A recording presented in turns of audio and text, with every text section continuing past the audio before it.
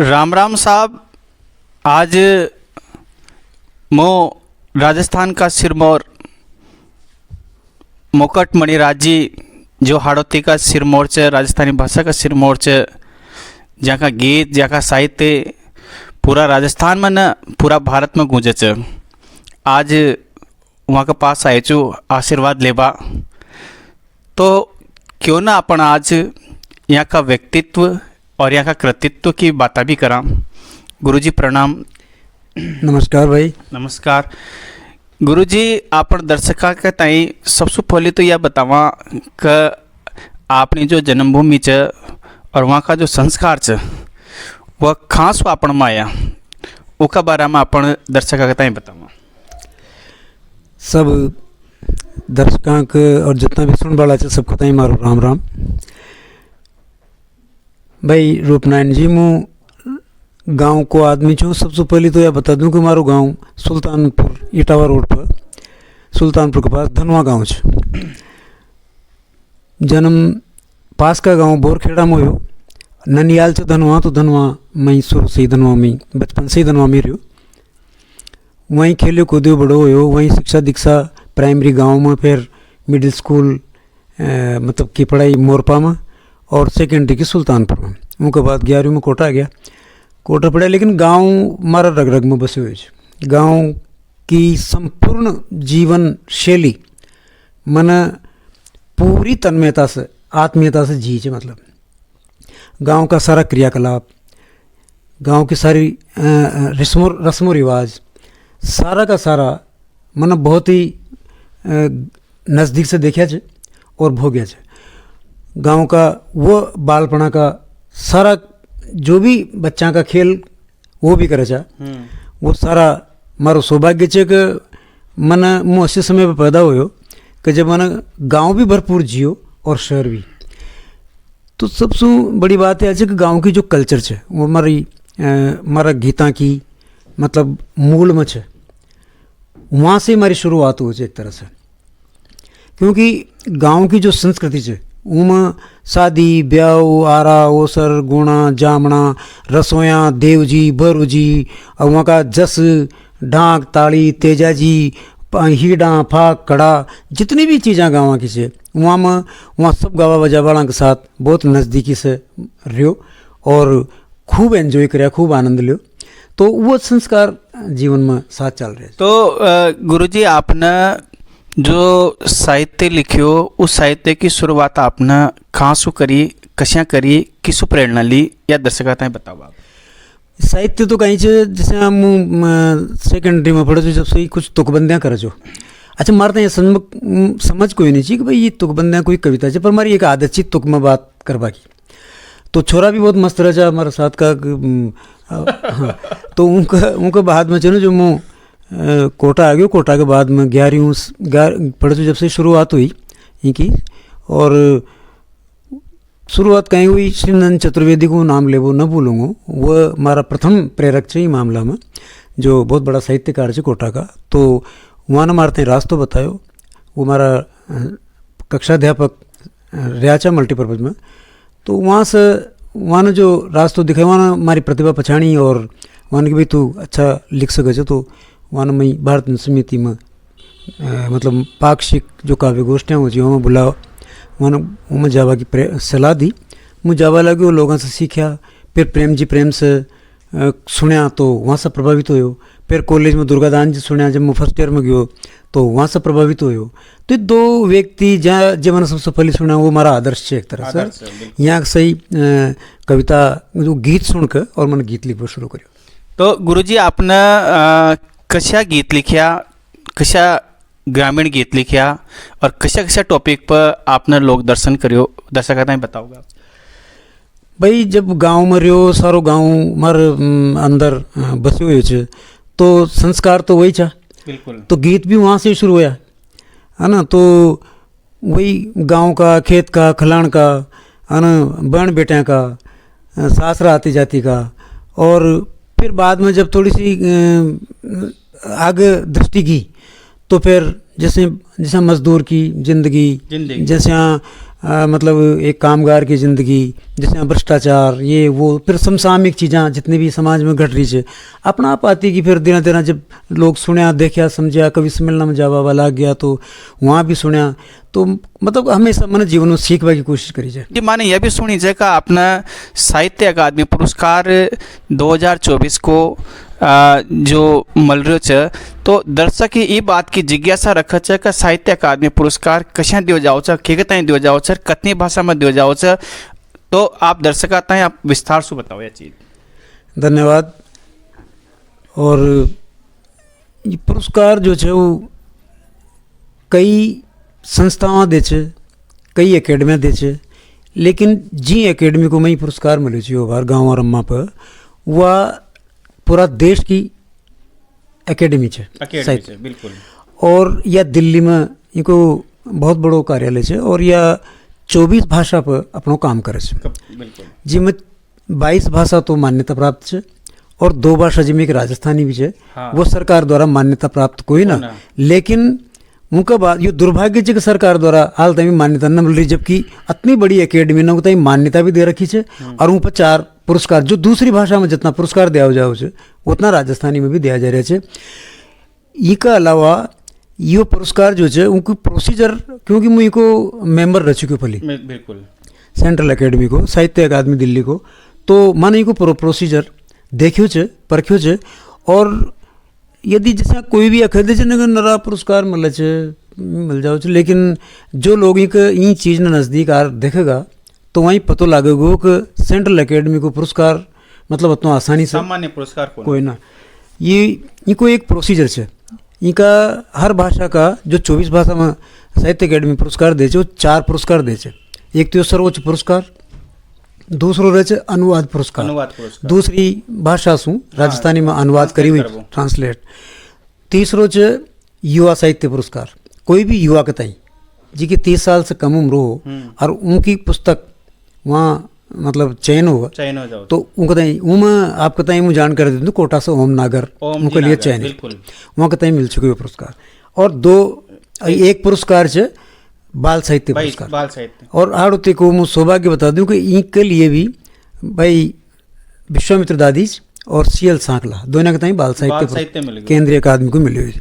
और जो सर्वोच्च पुरस्कार है ये कोटा का 5 लोगों के ताई अब तक मिल चुके हो, जिसमें प्रेम जी प्रेम, स्वर्गीय डॉक्टर शांति भारद्वाज जी, भाई अतुल कनक जो अबार भी आपके बीच में सब जाने चाहिए, वहीं बहुत बड़ा पत्रकार भी है और बहुत अच्छा लेखक भी है, हिंदी में अंग्रेजी में, देश की ऐसी कोई पत्र पत्रिका कोई ना जब वहाँ का लेख आलेख न छपता होगा, तो वहाँ का ताई मिलो।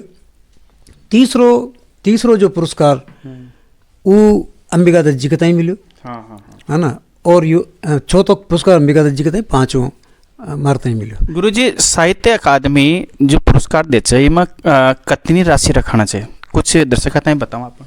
तो पुरस्कार इनकी राशि 1 लाख रुपए की 1 लाख रुपए की राशि रची में, तो अपन ये पुस्तक के लिए साहित्य अकादमी पुरस्कार मिलो है गाँव और अम्मा। इमें गुरुजी आपने कहीं लिखवा को प्रयास करियो, कहीं बतावा को प्रयास करियो? दरअसल 2022 में आई है। मैं एक विशेष बात आपको था यह बताना चाहूँ जो कि मैंने जीवन भर गीत लिखा और मंचा पर गीत गाया और गीता सुई लोकप्रियता हासिल करी, और मैं आज भी लोक गीतकार का रूप में जाने भी छे और गीतकार का रूप में माने भी छे। लेकिन यह देखो विडम्बना कि यह पोथी जो है इमें मुक्त छंद कवितावां सारी इमें गीत कोई ना देखो, और पुरस्कार मिले जो मुक्त छंद कविताओं पर यह अनोखी पहल। अब इमें कहीं चाहिए भी, हालांकि मैं साथ साथ मुक्त छंद लिखते रहो छू शुरू से ही, लेकिन जो लोग में जी रूप में जाने से तो वो रूप बिल्कुल अलग है। मंच को मंच अपनी जगह है, मंच ने भी कम काम न करो, मंच ने भाषा के लिए बहुत बड़ो काम करो, और राजस्थानी के जी कतई जी हाड़ो दिखता लोग बाग हाड़ी गुआड़ भी बोलबो पसंद न करे जा, वो भी मतलब शहर में या कोई समझदार आदमी से राम जी कोई सब मिलवा करवा आता ना, तो वो आज भी वो हिंदी बोलने की कोशिश करे है ना। लेकिन जी दंसू ये कवि सम्मेलन लोकप्रिय होया और गाँव गाँव में राजस्थानी राहड़ोती का कवि सम्मेलन वो वाला गया, तो यह भाषा इतनी लोगों ने मीठी लागी कि इनका कवि सम्मेलन आज अशो कोई मेड़ो खेड़ो कोई न अशो कोई गाँव न जीवन न होता हो, बल्कि और जहाँ न हो जहाँ का श्रोता दूसरी जगह सुनवा न जाता हो। तो ये इन मतलब लोकप्रियता खूब हासिल करी राजस्थानी हाड़ोती ना, और माँ का तई भी खूब मान सम्मान मिलो, खूब पीसो मिलो। हाँ। लेकिन यो जो पुरस्कार छे, यो पुरस्कार बिल्कुल हटर, हाँ। एकदम मुक्त छंद कविताओं पर मिलो। इमा सारा ही जीवन को दर्शन से एक तरह से पूरा जीवन को दर्शन से। हाँ, इमा कहीं छे कि मूल रूप से तो जो इनको नाम छे गांव और अम्मा, तो इमा गांव और अम्मा यानी देश की वो बुजुर्ग औरतां जो जीवन भर गांव में निवास करे, लेकिन बुजुर्ग या वृद्धावस्था के समय पर कई कारणों से, चाहे बेटा नौकरियां में आ गया हो, चाहे कोई दूसरा कारण हो, चाहे शहर में रहा तो शहर में ले आओ, तो वहाँ भीतर गांव 24 घंटा बसो रहे, वो गांव वहाँ से छोटा कोई ना, वहाँ की आँखें में वो गांव तरतो रहे। तो वहाँ को जो मनोविज्ञान से कई तरह से एक बुजुर्ग व्यक्ति अपना पूरा जीवन जो वहाँ गुजार रहा है और उनको बताइए आप यहाँ ला तो वो एक कैदी सो महसूस करे छे, वो अपना आप बंधे हुए महसूस करे छे, वो अपना आप एक पिंजरा का परिंदा की तरह महसूस करे छे, और यह महसूस करे छे कि मुँह कशा हमारा गांव, और उनको 24 घंटा अपना गांव की यादा उनका दिमाग मन मस्तिष्क में डोलती रहे। वो चीज़ा इम मैंने ले भाई कोशिश करी है।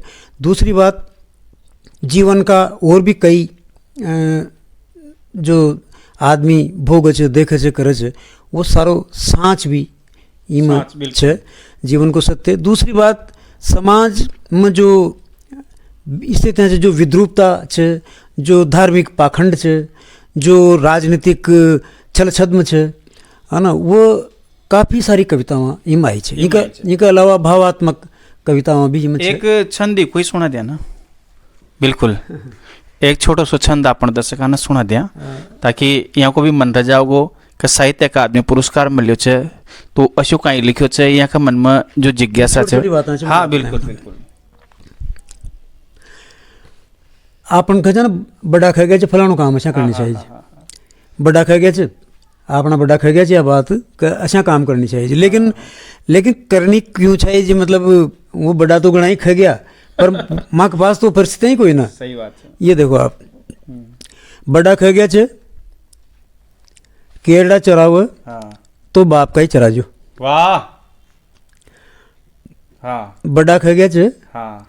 केरड़ा चराव, तो बाप का ही चराजो। हाँ।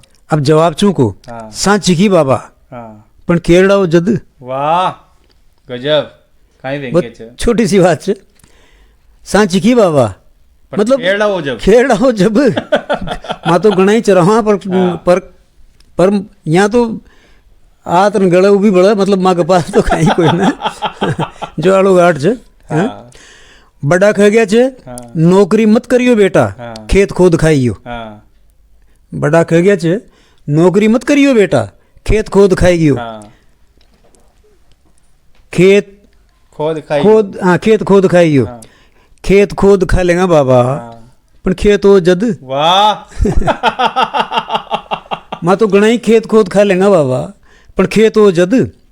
बड़ा कह गया छे जागता रिजो, जागता की पाड़ी, हाँ। और सोता को पाडो हो छे। हाँ। यह बहुत मतलब, हाँ, एक दर्शन है बुजुर्गों के अध्ययन का जो है।